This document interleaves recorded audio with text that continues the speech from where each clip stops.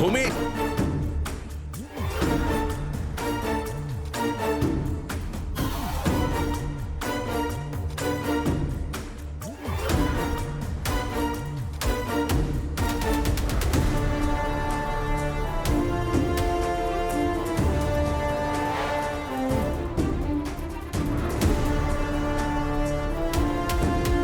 భూమి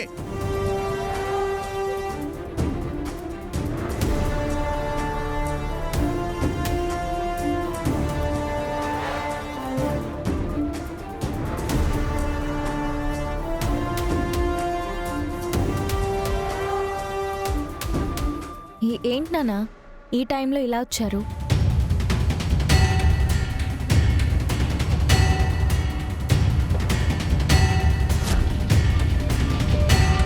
డాడీ, అదిగో daddy ice cubes. మందు బాటిల్ కూడా ఇక్కడే ఎక్కడో దాచుంటుంది. అడగండి డాడీ. భూమి మందు బాటిల్ తీసుకొచ్చావా? అయ్యో నేనా? ఏంటి నాన్న నన్ను మందు బాటిల్ గురించి అడుగుతున్నారా? నాకు అసలేం తెలీదు నాన్న. అబద్ధం డాడీ, అబద్ధం చెప్తోంది. ఉండు.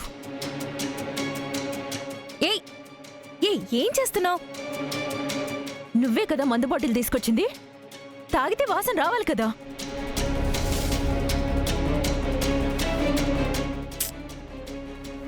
వాసన రావట్లేదేంటి? అంటే దాని అర్థం ఏంటి? నేను తాగలేదనే కదా. మరి మందు బాటిల్ ఏది? నేను నా కళ్ళతో చూశాను. ఇదే రూమ్లోకి నువ్వు మందు బాటిల్ తీసుకొచ్చావు. నన్ను అడిగితే నాకేం తెలుస్తుంది నక్షత్ర? నువ్వేదో ఊహించుకుని నాన్నకి నా మీద కంప్లైంట్ చేస్తున్నావా? డాడీ, కాదు డాడీ, తను అబద్ధం చెప్తోంది. నిజంగా ఈ రూమ్లోకి మందు బాటిల్ తీసుకొచ్చింది.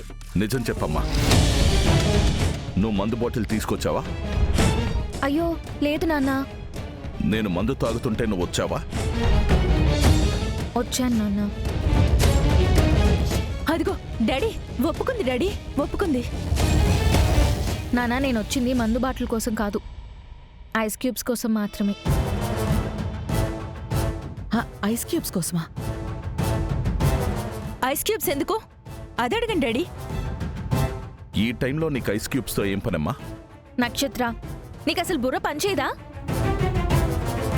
ఈ ఐస్ క్యూబ్స్ ని ఒక క్లాత్ లో వేసుకుని ఐస్ బ్యాగ్ లా చేసి బాడీ పెయిన్స్ కి మసాజ్ చేస్తారు. కాళ్ళు నొప్పులుగా ఉన్నా, చేతులు నొప్పిగా ఉన్నా ఐస్ పెట్టుకుంటే రిలీఫ్ గా ఉంటుంది. అందుకే తీసుకొచ్చాను. ఐస్ క్యూబ్స్ తీసుకొచ్చిన వాళ్ళందరూ మందు తాగినట్టేనా? కాదు డాడీ, తిన అబద్ధం చెప్తోంది. బాటిల్ ఇక్కడే ఎక్కడో దాచుంటుంది. నోర్మోయ్, నువ్వు మందు తాగావంటే నమ్ముతాను, కానీ భూమి తాగిందంటే మాత్రం నేను జీవితంలో నమ్మను. నేను నమ్మనని తెలిసి కూడా ఇంత రాత్రి నన్ను నిద్రలేపి ఇక్కడికి తీసుకొచ్చి ప్రూఫ్ చూపిస్తా అన్నావు. ఏది? ఎక్కడ ప్రూఫ్ చెప్పు. ఇంకోసారి ఇలాంటి పిచ్చి పిచ్చి ఆలోచనలు చేస్తే ఒప్పుకోను. బావా, నేను చాలా ఆపేయ్.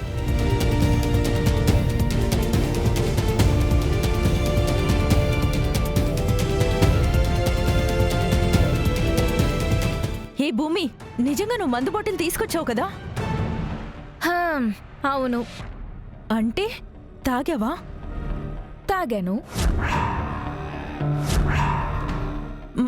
మరి నీ నోటి నుంచి వాసన ఎందుకు రావట్లేదు? నేను తాగితే వాసన రాదు. ఏ నువ్వు క్లాసికల్ డాన్సర్వి కాదే, క్లాస్ డ్రింకర్వి. సర్లే, నీ టైం నడుస్తోంది ఇప్పుడు. ఇంకెందుకిక్కడ? పదా. ఏయ్, నువ్వెప్పుడో గాని మా చేతికి దొరుకుతావు, అప్పుడు నీ సంగతి చెప్తా. రా.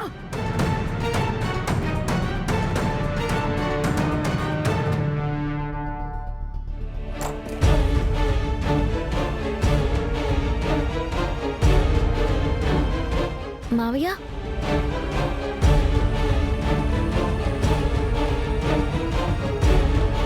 నువ్వు ఇంకా నిద్రపోలేదమ్మా? ఇంత రాత్రి ఎక్కడికి వెళ్తున్నారు మావయ్య? నా కొడుకుని చంపాలని చూసిన ఈ ఇంట్లో నేనుండలేనమ్మా. అందుకే తోచిన చోటకు వెళ్ళిపోతున్నాను. అదేం మాట మావయ్య, మీరు వెళ్ళిపోతే ఇంట్లో లేనిపోని సమస్యలు వస్తాయి. ఇక్కడ ఉండి కూడా నేనేం చేయలేకపోతున్నాను కదమ్మా. కనీసం వెళ్ళిపోతాను అని చెప్పినా వాళ్ళకి నా విలువ తెలుస్తుందేమో అనిపిస్తోంది. వెళ్ళిపోతానంటున్నారు, కానీ ఎక్కడికి వెళ్తారు? మీ ఇంటికా? శారద అత్తయ్య దగ్గరికి మీరు వెళ్ళలేరు. మరి ఎక్కడికి వెళ్ళాలనుకుంటున్నారు? మావయ్య, నేనొకటి చెప్తాను, వింటారా? మీరిప్పుడు ఇంట్లో నుంచి వెళ్ళిపోతే సమస్యలు ఇంకా పెద్దవవడం తప్ప ఏ ఉపయోగం లేదు. మావయ్య, మీరు తొందరపడుతున్నారు. మీరింట్లో నుంచి వెళ్ళిపోతే మీరా అత్తయ్య తట్టుకోలేదు. అది మీకు కూడా తెలుసు మావయ్య. అదో పిచ్చిదమ్మా. దాని గురించి ఆలోచించి నేను ఇక్కడే ఉండాలా? కాదు, దాన్నే మనం అవకాశంగా తీసుకుందామంటున్నాను. అర్థం కాలేదమ్మా. మావయ్య, మీరు లేకపోతే మీరా అత్తయ్య ఏడ్చేస్తుంది. అత్తయ్య ఏడిస్తే నాన్న బాధపడతారు. అత్తయ్య కోసం నాన్న ఏవైనా చేస్తారు. కాబట్టి ఇప్పుడు మీ మాటకి ఈ ఇంట్లో చాలా ఎక్కువ విలువ ఉంది. అది మీరు గుర్తించట్లేదు.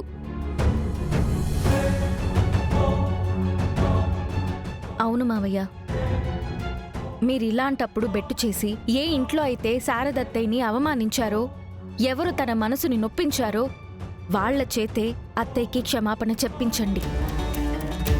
తన ముందు తల వంచుకుని మేము తప్పు చేశామని చెప్పించండి.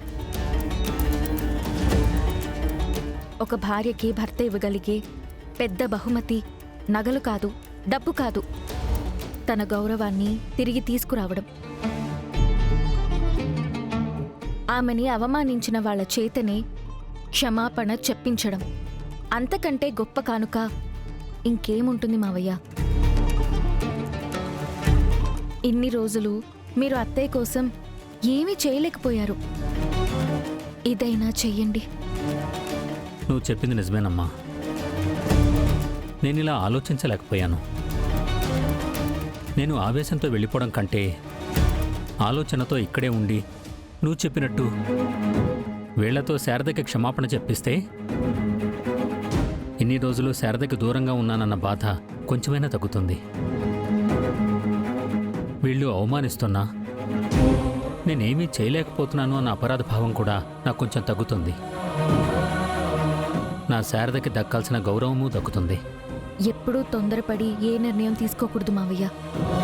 చీకటి గదిలో కూడా మన ఆలోచనే మనకి వెలుగునిస్తుంది, సరైన దారి చూపిస్తుంది. చిన్నపిల్లవైనా చాలా బాగా ఆలోచించావమ్మా. రేపు చూడు ఎలా రెచ్చిపోతాను. ఆల్ ది బెస్ట్ మావయ్య.